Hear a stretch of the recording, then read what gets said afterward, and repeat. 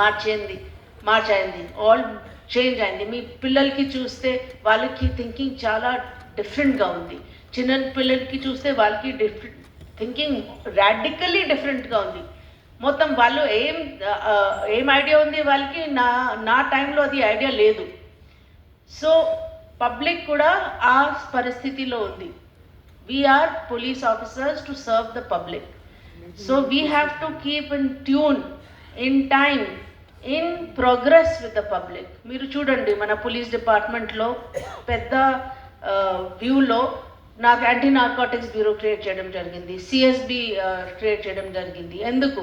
అది నీడ్ ఉంది ఇప్పుడు సొసైటీలో, ఇది క్రైమ్స్ పెడుతుంది. సిమిలర్లీ మన విమెన్స్ ఇష్యూస్ చూడండి. నా టైంలో, నా బ్యాచ్లో దేవర్ 8 IPS ఆఫీసర్స్. అప్పుడు పోలీస్ విమెనే లేదు. బట్ నా చిన్న బ్యాచెస్లో ఆల్మోస్ట్ 2-3 మన ఏపీలో ఎన్పిఏలో అట్లీస్ట్ 30-40 వస్తుంది ఒక బ్యాచ్లో.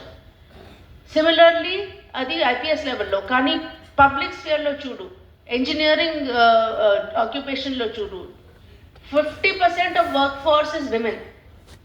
అది ఒక పెద్ద చేంజ్ అయింది. విమెన్ బయటకి వచ్చి పని చేస్తుంది.